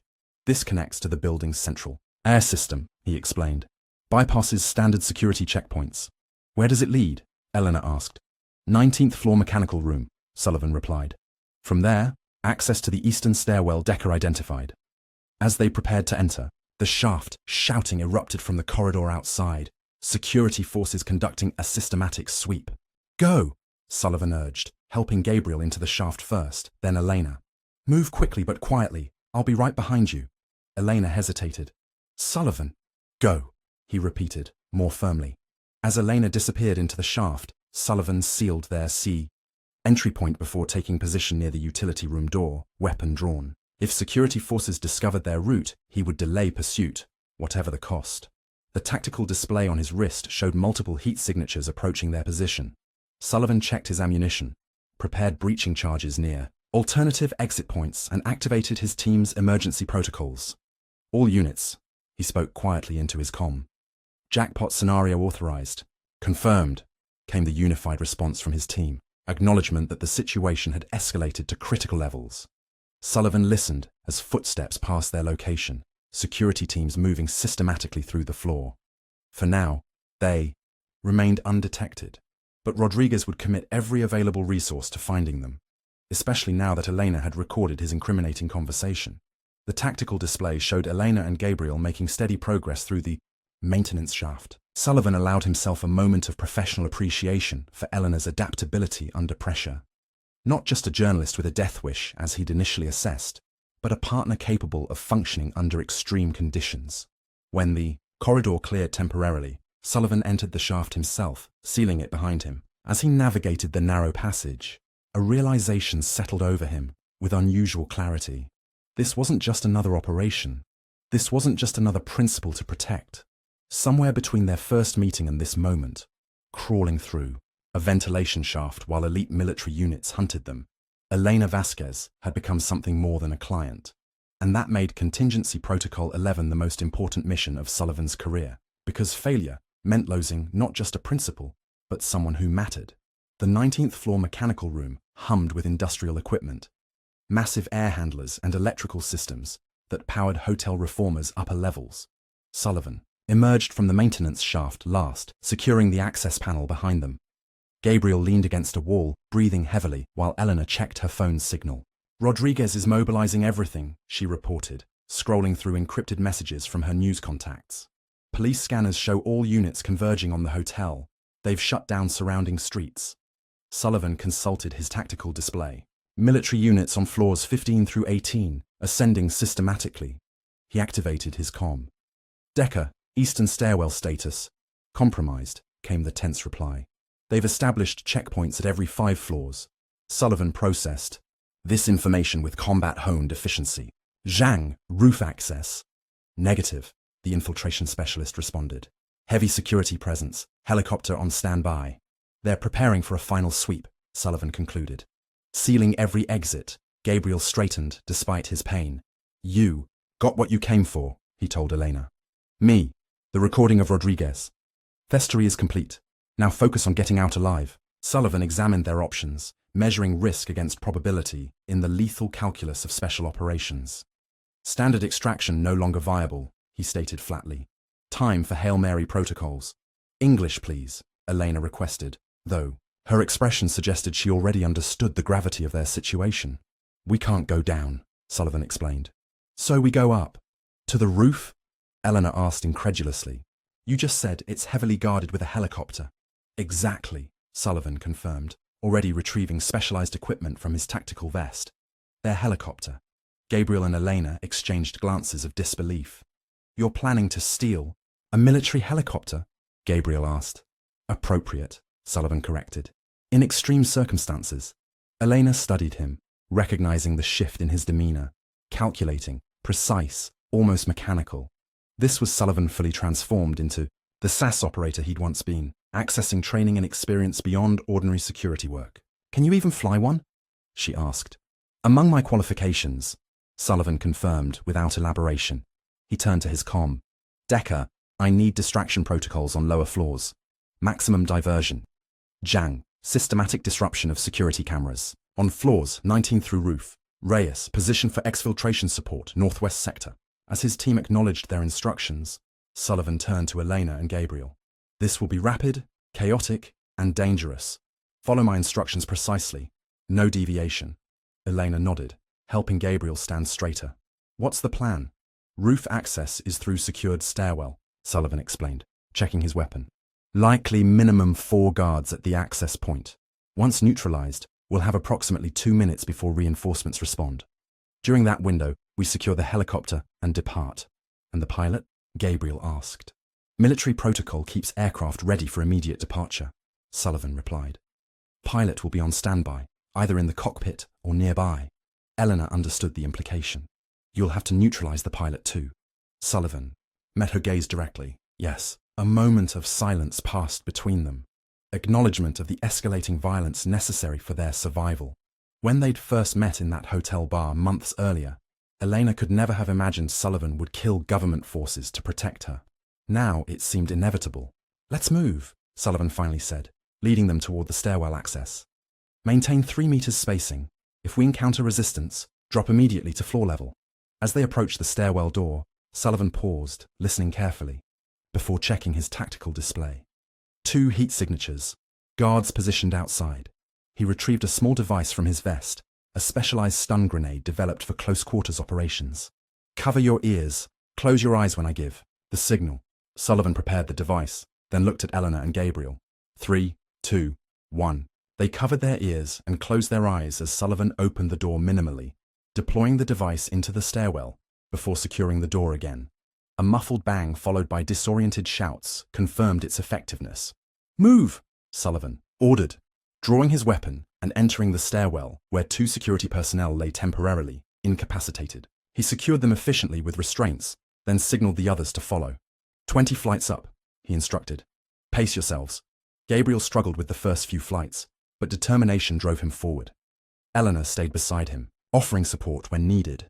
Sullivan led their ascent, weapon ready, pausing at each landing to check for threats. Halfway to the roof, Sullivan's comm activated with urgent information from Decker. "Multiple teams converging on your position. They've identified your movement pattern. ETA 3 minutes to intercept." Sullivan increased their pace. "Acknowledged. Initiate Phase 3 diversions."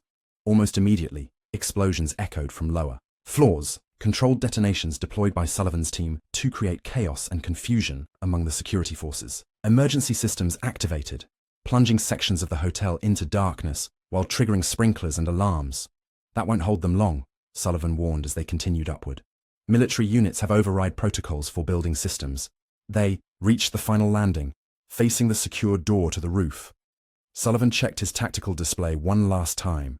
6 heat signatures on the roof. Helicopter crew and security detail. Eleanor looked at Gabriel, whose face had paled with exertion and pain. "Can you make the final push?" Gabriel nodded grimly. "Let's finish this." Sullivan retrieved his last specialized grenades, flashbangs designed to disorient without lethal effect. When web reach, move directly to the northwest corner. Stay low. The helicopter will be central, facing east for optimal departure vector.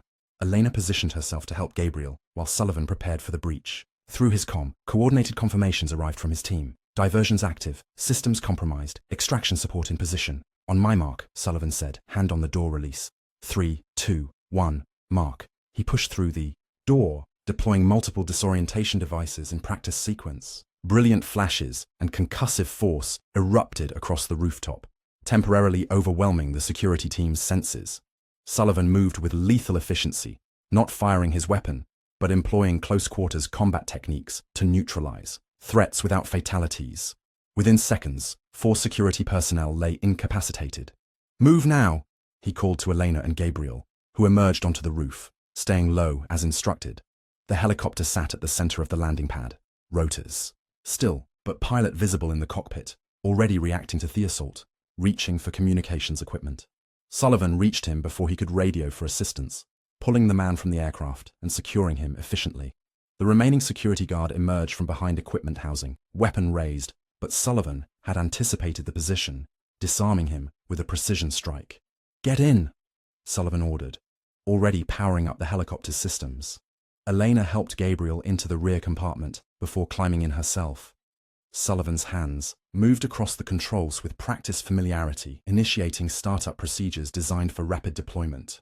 "Decker," Sullivan called through his comm. "Extraction in progress. Rendezvous at secondary location." As the rotors began to turn, the roof access door burst open, disgorging armed tactical teams led by none other than Minister Rodriguez himself. Weapon drawn, face contorted with rage. "They're not escaping," he shouted to his men. "Shoot them down if necessary." Sullivan accelerated the helicopter's startup sequence, but the turbines required crucial seconds to reach operational capacity. In that window of vulnerability, Rodriguez and his men advanced toward the aircraft, weapons aimed.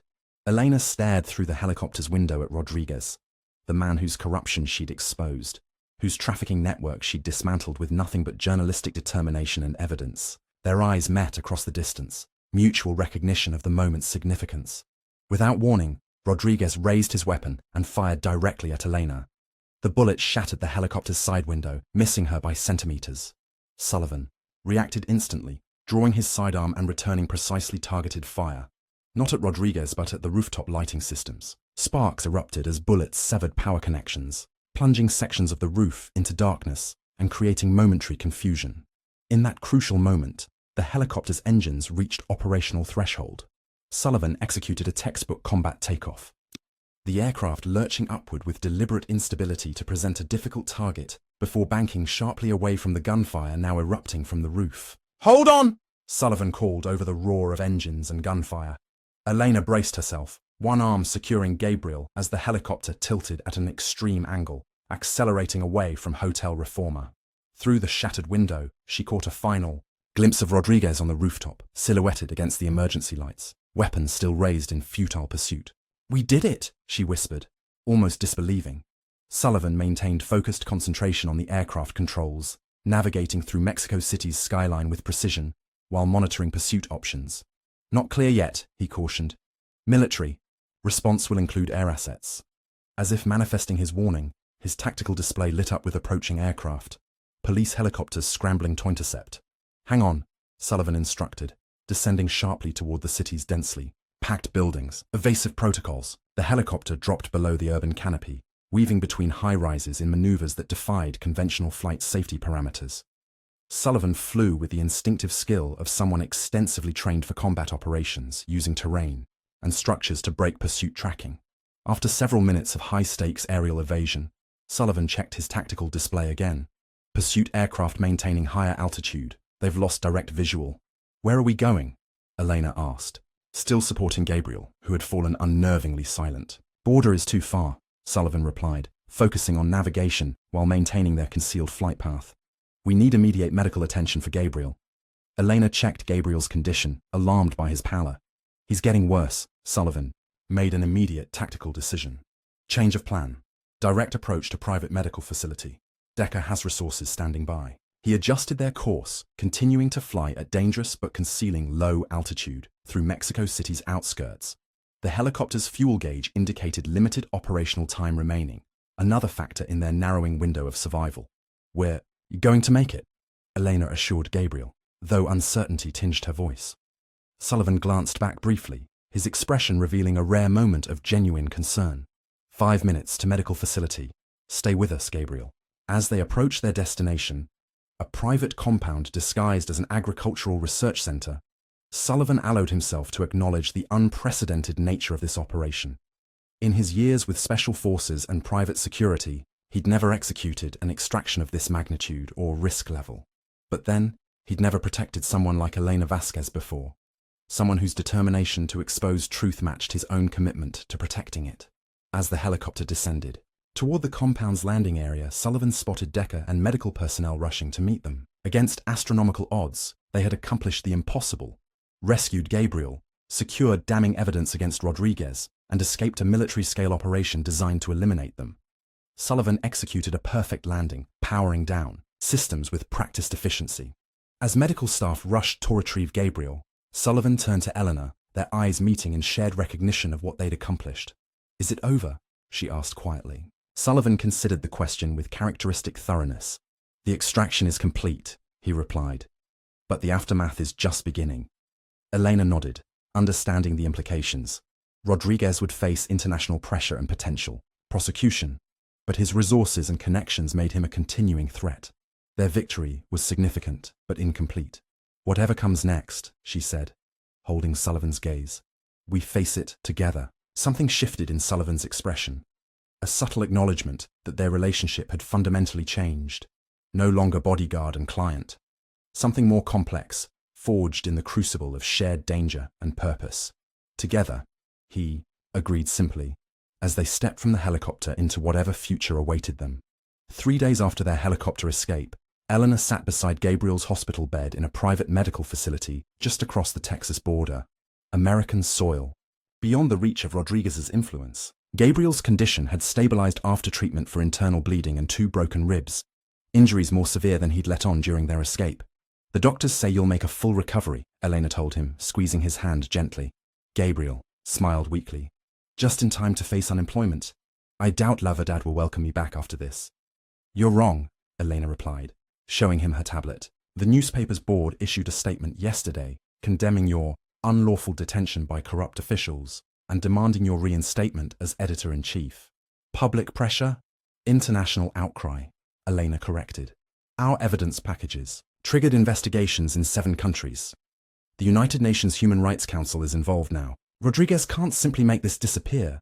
Gabriel studied her with pride mingled with concern. "And you?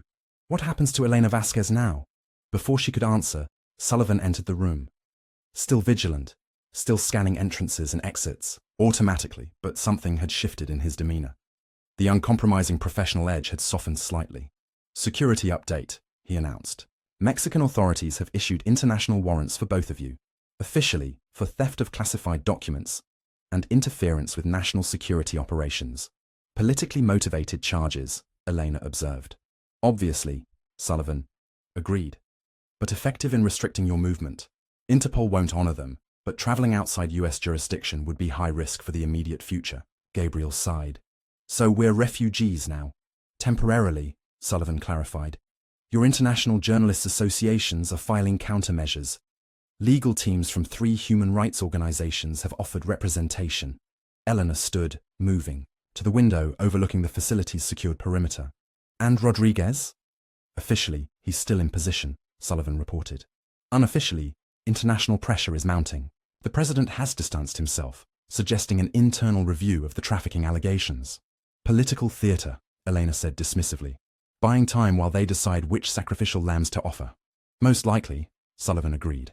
But your evidence has created significant fractures in the power structure.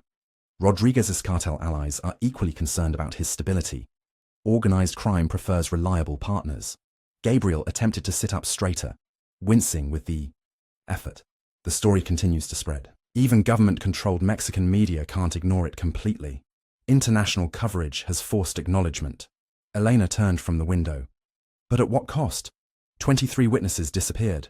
My father killed 15 years ago. Gabriel, tortured.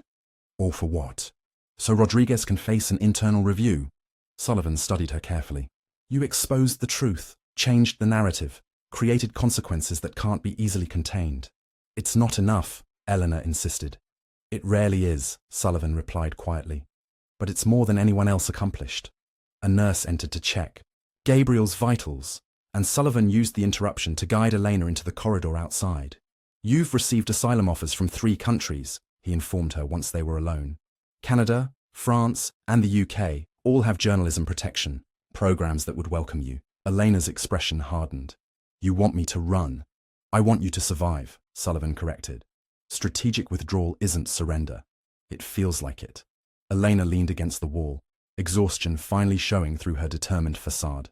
I didn't become a journalist to expose half-truths and then flee. You didn't become a journalist to die unnecessarily either, Sullivan countered. Sometimes victory means living to fight the next battle. Elena studied him, the man who'd evolved. From reluctant bodyguard to trusted ally through weeks of shared danger, what would you do? Truthfully, Sullivan considered her question with characteristic thoroughness. Tactical assessment suggests temporary relocation while maintaining operational capability. Distance provides security. Technology enables continued influence. That's your professional assessment, Elena noted. Not what you would do personally. Sullivan fell silent, the internal conflict visible in his eyes. Finally, he replied, My personal and professional assessments diverged the moment I decided to steal a military helicopter rather than extract you to safety first. The admission hung between them. Acknowledgement that somewhere during their time together, Elena had become more than a principal to protect. Sullivan's carefully maintained professional detachment had eroded, replaced by something neither of them had anticipated. I received a message from Reyes this morning, Sullivan continued after a moment. Intelligence chatter suggests Rodriguez has commissioned private contractors to pursue targets beyond Mexican jurisdiction. Assassins, Elena translated bluntly. High probability assessment, Sullivan confirmed. Your evidence packages destroyed his political future. Revenge is a powerful motivator. So I hide forever? Let him win? Or you change the battlefield? Sullivan suggested. Continue your investigation from secure position. Build networks. Gather more evidence. Publication was one victory. The war continues. Elena considered this perspective, so different from her usual confrontational approach, yet strategically sound. And you? What happens to Sullivan Security Services after stealing Mexican government property and engaging their security forces? A hint of something almost like humor touched his eyes. Rebranding seems advisable. Despite everything, Elena found herself smiling. Will your new security company still protect troublesome journalists? Perhaps more selectively, Sullivan replied. Then, with uncharacteristic hesitation, he added, unless one particular journalist requires ongoing protective services. Elena recognized the question beneath his statement. Are you offering to remain my bodyguard, Sullivan? Professional security consultant, he corrected carefully, with potentially expanded operational parameters. Elena stepped closer, the the professional boundaries between them now irrevocably blurred. I thought you didn't take cases you couldn't complete successfully. This case has evolved beyond standard protocols, Sullivan admitted, requiring adaptive response strategies. Is that Special Forces terminology for I care about you? Elena asked directly. Sullivan met her gaze. Operational efficiency often improves with personal investment in mission objectives. You're impossible. Elena sighed, but her expression had softened. Merely precise, Sullivan countered. And yes, I care. More than is professionally recommended. Elena reached for his hand. The skilled hands that had protected her, fought for her, even killed for her. Hands that now held hers with surprising gentleness. Rodriguez will keep coming for us, she said quietly. Yes, the story isn't finished. Rarely is. Elena made her decision, not impulsively as she might have months earlier, but with clear-eyed assessment of both risk and purpose. Then we continue together. Strategic withdrawal to secure position. Build the next phase of the investigation. And when the time is right, return with overwhelming evidence, Sullivan finished. Methodical, thorough, decisive. For the first time since their desperate helicopter escape, Elena felt something like hope rekindling. Not the adrenaline-fueled determination that had driven her investigation, but something more sustainable. Purpose tempered with patience. Passion guided by strategy. Partners then, she proposed. Sullivan nodded once. Decision made. Partners. Beyond. The hospital's secured perimeter. Mexico burned with the revelations Elena had unleashed. Rodriguez scrambled to maintain control as international pressure mounted. The cartel networks adapted to new scrutiny. The system absorbed the blow, but did not collapse. But something fundamental had changed. A journalist had challenged the corrupt machinery and survived to tell their story. A former SAS operator had found purpose beyond following orders. Together, they had struck a blow for truth that could not be undone. The world now watched. And Elena Vasquez, with Sullivan beside her, would ensure they continued to watch until justice was complete. Rain tapped against the windows of the small flat in Notting Hill, a secure residence arranged through Sullivan's connections. Elena sat at a desk covered with documents, digital evidence, and correspondence from journalists across Latin America who had continued her investigation into government-sanctioned trafficking networks. On the wall beside her, a complex evidence board tracked the ongoing fallout from her publications, red threads, connecting Rodriguez to officials across Mexico, to cartel leaders, to international business interests that facilitated the movement of people across borders. Sullivan entered carrying 2 mugs of coffee, placing one beside her before checking the security monitors that maintained constant surveillance of the building perimeter. Anything? Elena asked, not looking up from her laptop. Clear, Sullivan confirmed, as it has been for 3 weeks. Elena finally glanced up, noting the familiar tension in his posture, the combat-ready alertness that never fully subsided, even after months without direct threat. You don't believe they've stopped looking? People like Rodriguez don't abandon vendettas, Sullivan replied, taking a seat across from her. They merely adapt strategies when initial approaches fail. Elena nodded, understanding his perspective. 6 assassination attempts in 4 months had confirmed Rodriguez's determination to silence her permanently. Each had failed due to Sullivan's security protocols and the support network of former operators he'd assembled around them. The International Criminal Court accepted the preliminary evidence, she said, indicating an email on her screen. Formal investigation into Rodriguez begins next month. Sullivan studied the notification. Significant development. International. Jurisdiction removes his protective barriers. Unless he flees, Elena added. My sources in Mexico City say he's liquidating assets, transferring funds offshore. Expected response, Sullivan noted. But his options are narrowing. Your evidence has created too many independent investigations, too many potential betrayals from former allies. Elena leaned back, allowing exhaustion to show briefly. For 6 months she had continued her work from secure locations across Europe, building the case against Rodriguez, piece by piece, connecting with other journalists to expand the investigation beyond what one person could accomplish. Sullivan had remained beside her throughout, not just as security, but as partner in the deepest sense. His tactical mind complemented her investigative instincts. His networks provided access where traditional journalism hit barriers. Together, they had transformed a single exposé into an international movement for accountability, Gabriel called. This morning, Elena said, changing the subject. The newspaper's circulation has doubled since his return. They've hired 3 new investigative journalists focused exclusively on corruption cases, positive impact metrics. Sullivan observed with the hint of a smile that had become more frequent in recent months. Systemic change indicators. Eleanor smiled at his persistent terminology. After 6 months, Sullivan still approached emotional matters with precise, almost clinical language, though the sentiment behind the words had evolved significantly. He also mentioned that 17 missing witnesses have been accounted for, she continued.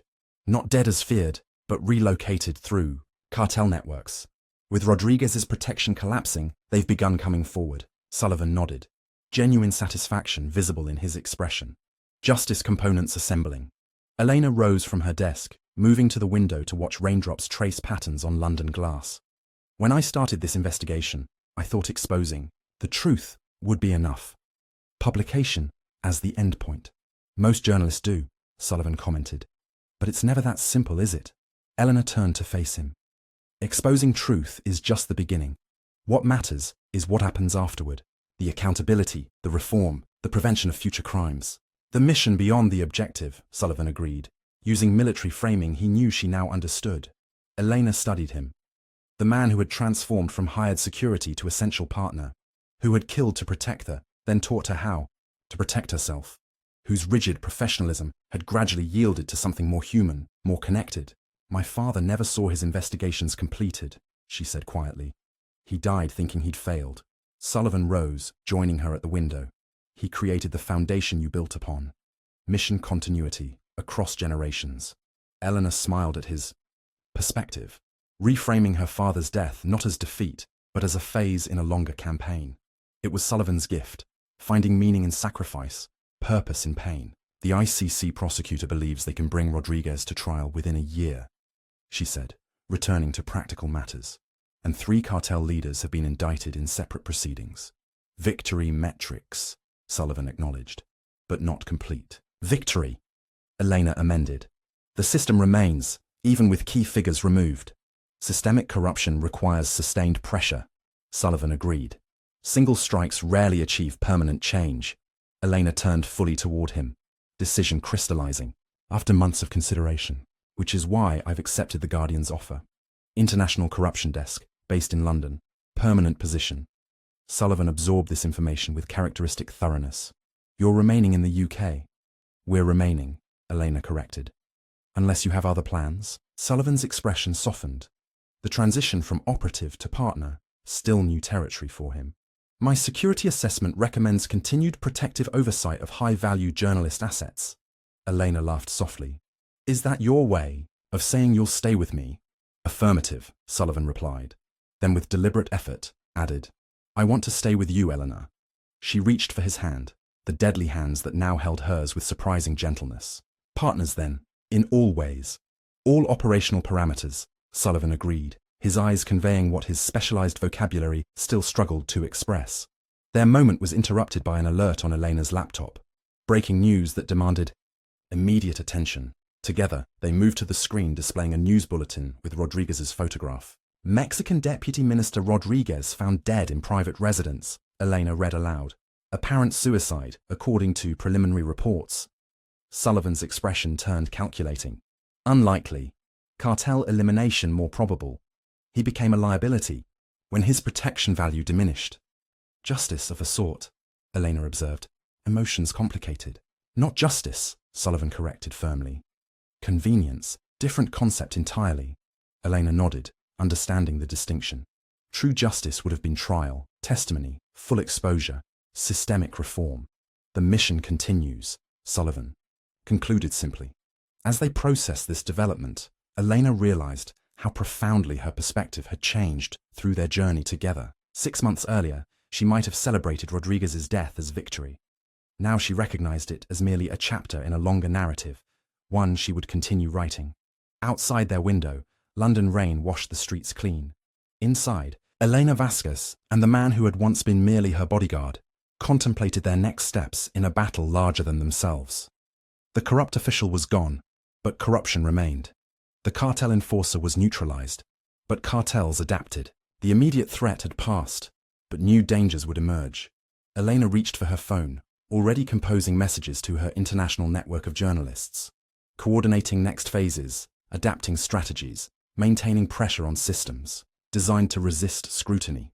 Sullivan watched her work, his expression reflecting both professional assessment and personal pride. The crusading journalist whose protection he'd once reluctantly accepted had become something more, a force for accountability, whose impact extended far beyond one story, one country, one moment in time. In Sinaloa's backstreets, Elena murmured, echoing the beginning of their journey, cartel law no longer silences truth with brutal efficiency. Because one journalist refused to be silenced, Sullivan completed the thought.